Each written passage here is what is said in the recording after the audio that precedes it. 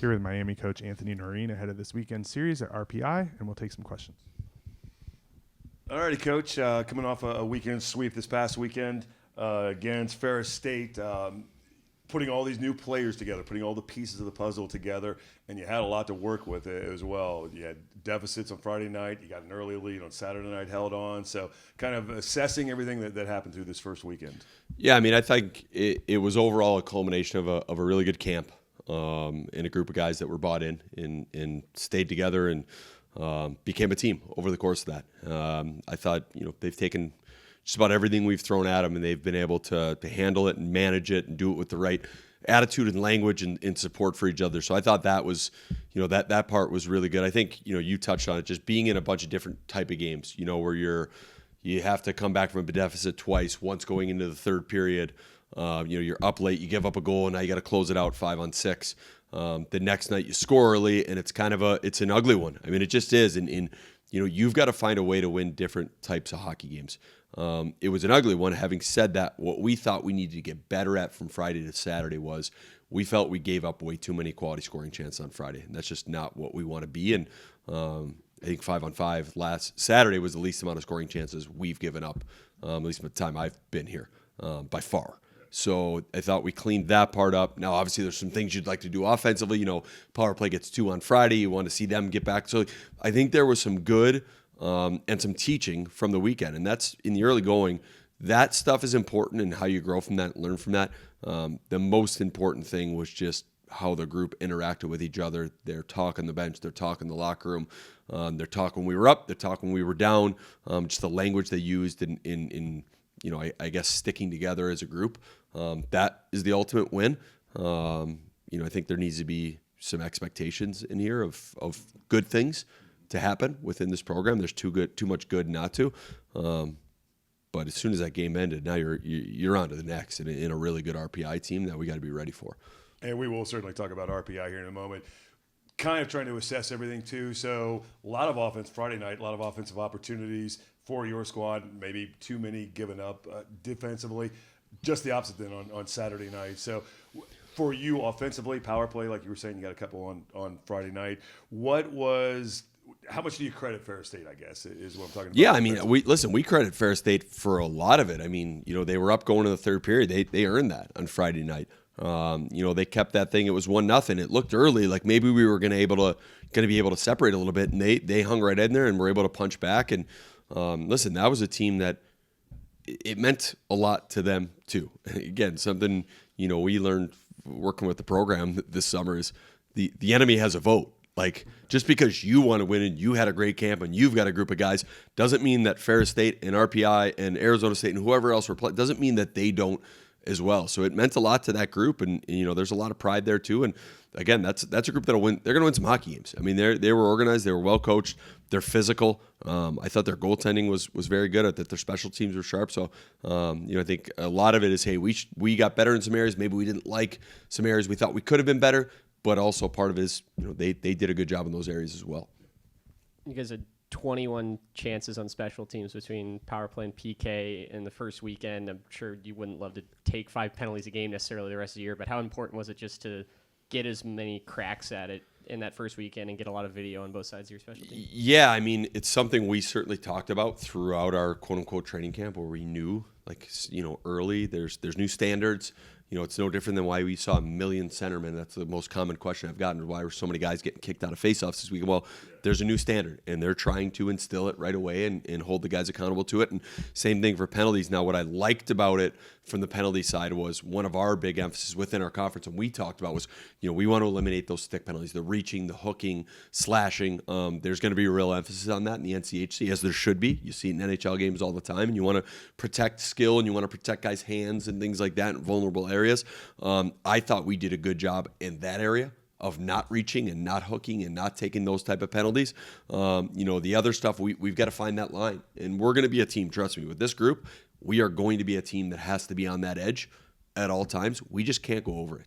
So, we've got to find a way to stick up for a teammate without getting a penalty. We need to find a way to be tough at our net front and in corners without getting penalties. That's a learning process for our guys. But you also don't want to back off the physical stuff too much. So we said we got to be the most physical team, and in our conference for sure. We're, like I said, we're going to have to just be mature in figuring out what the give and take is on that. And then, we got to get used to it. A lot of times that's what the game is. Special teams is extremely important. A lot of times it's the difference in the game. Huge momentum boosters. And sometimes certain guys are on one special team, maybe not on the other. So they're going a lot and these guys aren't. And so trying to find ways to keep different guys involved and maybe guys that aren't on either special team engaged. Those are the inner goings of a team. It was a lower event game as a whole on Saturday, but specifically for you guys on the power play, just what was different on Saturday night about how Ferris killed penalties? Yeah, I mean, I think one thing is they did a good job. I think they did a good job, and then I think, our execution wasn't maybe where we wanted to be expected to be, needed to be. And I thought Friday we were able to keep some pucks alive, and then again, you consistently do that. One of the terms we use is consistency leads to creativity. You're able to consistently do things that you expect and be in the right spots and have the right, releases and types of plays on those power plays, and then your skill's able to come out. Then you get a one-timer from a guy that's got a big-time shot, or you're able to get guys' numbers down at the net front. And, we weren't able to get to that Saturday.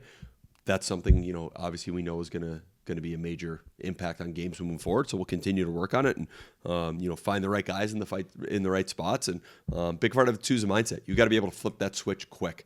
One of the things I know you hear coaches say all the time, like you could go 0 for 3, you could go 0 for 4.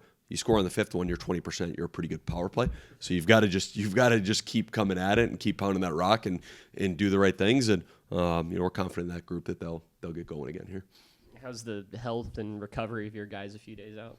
I mean, I think it's what you would expect from that weekend of games. I mean, it was heavy and it was hard, and I always use the equation. It'd be like playing 2 football games back-to-back days. What would Monday feel like? We feel like we're built for those type of games, and we there's no rest because we're gearing back up for a team that we feel from what we've seen is going to be equally, if not more, heavy and hard in size, and so we've got to be ready for that type of game. I mean, we watched practice today. We practiced. We were physical and. A lot of stuff in tight around the net to get ready for a group that's going to challenge us in those areas. As we get ready for RPI now, heading up to New York, first road trip of the year, how does that kind of, with so many new players, kind of learning the way that you and your staff kind of handle all these things, how is that kind of getting ready for this big trip? Yeah, I mean, I think our week was, not a whole lot different up to this point. Business is usual with meetings and video and practice and things like that. Tomorrow will be our first time traveling together, and obviously some different challenges will come up, and that's good. That's part of a season. That's part of the ebbs and flows and learning and growing, and obviously going on the road in a tough building against another team that's playing their home opener, so you know what that emotion is going to be like, and with a new staff and in a bunch of new players. And I mean, they are in a very, very similar situation to us, with a bunch of guys that are going to have a lot of pride in a new team, new program, new culture, things like that. So we got to work out for us. It's going to be a really, really good challenge. And I know this, the best teams I've been around find a way on the road. They find a way to get it done, and it'll be a good challenge for us. And we did play them last year. They came down here last year to play. But like you just said, new staff, a lot of new players on there, including a very familiar guy that was in the series last year playing for Miami. Their goaltender, Bruno Braveras, is going to be up there now. What do you expect from them kind of as they're trying to put the pieces together for their first game? Yeah, I mean, I think first off, Eric Lang is one of the coaches I know our staff has as much respect for as anybody in the country, and the job that he was able to do at AIC and now you move into the ECAC, into a storied program like RPI, and he made some major changes right away. And you look at what they did in the portal; they had one of the best portal classes. They killed it there. And again, watching them against BU on Sunday, it's an organized team. It's a heavy team. It's a team that plays extremely hard. They're detailed. They're well coached, and they're going to be good. I mean, this team will win games this year. They're going to be a really good team, and we've got to be ready to go. I think these 2 opening weekends, I think, are such good challenges for us because it's, you got to be ready to go from the second the puck drops. Otherwise you're not going to have a chance. And I think for us, we know it. We've showed it. We've seen enough of them this week where our guys know that we're going to have to be on our toes and ready to go. Here with Max Helgeson ahead of this weekend series at RPI, and we'll take some questions. Max, first off, welcome to Oxford. Welcome to Miami. So tell us a little bit about the first weekend, blending all the guys together with such a a wide array of new players coming in there. So how do you think things went? I think things went, pretty good. Got 2 W's, so, that's the main goal. And I think that we kept our core values intact, and we kept pounding the rock, which our coaches have been preaching. So glad to see that from the boys. What for kind of going into that was the expectations, because you kind of went through this last year, your first year here at Miami, you were at Anchorage last year with a lot of new guys on the team. So what were kind of those expectations? Do you not have any expectations, or were you together enough early on that you kind of knew what to expect? I think we were together early on. Our coaches brought us in 2 weeks before everybody else, and so we've been building that bond and getting that brotherhood together. And I think the boys played well and together, and just like our coaches have been preaching about the tough discipline and passionate are our core values, and I thought we stuck to that really well. What was it like? You play a game that just has a ton of offense on Friday, and you think that might continue into Saturday night when you score less than a minute into the game, and then everybody was just kind of stuck for the next 45 or so minutes. What was that like for you guys on the bench kind of through the last 2 periods on Saturday? Yeah, it's definitely nice to get an early one. Stoops made a great play on the forecheck and made a nice move. And I think going into this next weekend, happens again, I think we just got to keep that foot on the gas. Not going to say that we got comfortable, but definitely the offensive side kind of slowed down a little bit. And the game itself on Saturday was a little bit weird with the penalties, and there was a lot of special teams. So I think we just got to try to stay out of the box as much as we can and just keep 5-on-5 play going and just roll lines.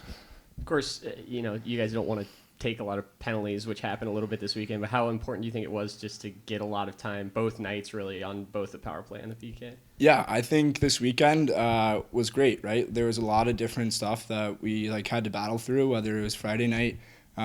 We were down 1 going into the third period, and we had to battle back. And then we ended up taking a lead, and we had to hold it off. And then Saturday, we go up early. It's a 1-0 game.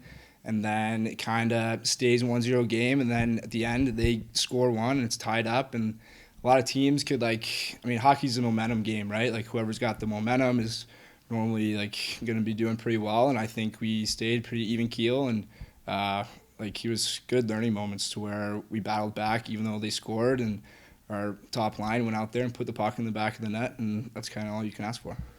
Kind of a similar weekend coming up this weekend. You've got a team with a new staff that maybe doesn't have a ton on film. Is there any sort of scouting that you guys have done on RPI for this weekend? Yeah, they played BU in a little exhibition game, and we've been watching a little bit of that. But I think our coaches have been doing a great job of just focusing on us and wanting to play our game and play our systems, and that little recipe will take care of itself. Got a chance to see the podcast with the shoelace guy that you did this week. So, and I urge everybody to go back and watch it on MiamiRedHawks.com. You came from Alaska, so you transferred in here. So, and you're winding down the college hockey career part of where you're at. What was the whole kind of experience to come here? How did that all happen? I mean, you got a lot to leave back at home. You're an Anchorage native playing in your hometown. Your brother was going to be a part of the team this year. So what was your mindset? What was the whole process like? Yeah, it's always a little difficult, right? Whether you leave, you don't leave. The transfer portal is kind of crazy. When you put your name in there, you don't really have any idea where you might end up, or you could not be anywhere. So it was a little bit of a risk, but I don't know, thought it was a good time. Nothing against Anchorage or coaches or anything there. It's just wanted to kind of get out and explore and see what I can do. And the coaching staff gave me a call, and they gave me a pretty good speech. And, they convinced me to come here. And what do you know about Miami hockey from the past? I mean, did you know much about it? What about the NCHC? Obviously, you probably know a little bit more about that. Yeah, so we, being independent, right, at Anchorage, we get to pick our schedule. So we played a handful of teams, NCHC, Big Ten, and just wanted to show what I could do kind of in that top league. And this is the top league, and playing against the best every weekend. And so that's kind of what I wanted to go for. And then starting with the whole bringing in a bunch of new guys, I kind of went through that a couple of years at UAA, and so kind of had the foundation of how to be the best you can be with like bringing in those new guys and how to get everybody up to speed as quick as possible and build that like culture and brotherhood, which is what we're trying to do here. And one final thing, through your process, you actually I do want to ask this. We're obviously going to RPI this week. In a couple of weeks, we're going to be over at Lindenwood, where you kind of got your start. It was that hybrid year for Lindenwood when they were both the club hockey level, but they were getting ready to go to Division I. What will it be like for you to get back to Lindenwood? Well, since I've left Lindenwood, haven't lost against Lindenwood, so hopefully keep that intact. I'll knock on wood, but. Yeah, it's always puts a little bit of fire in your belly playing against somebody that you used to play for. You want to show out and do well and, not lose. Exactly. Yeah. And finally, I mean, you being in Alaska, as far away as it is, the travel that you had to do over your career, how many miles do you think you've flown? What would your air miles be? My air miles, I mean, probably in the 50 to 60,000 miles, maybe upwards. Oh, I think it's got to be way more now. Yeah, I was going to guess a million. I use them. In Anchorage, we got to keep our air miles, so I've gotten a free trip or two out of those. But good luck this year, man. Thank you. Yeah, thank you very much.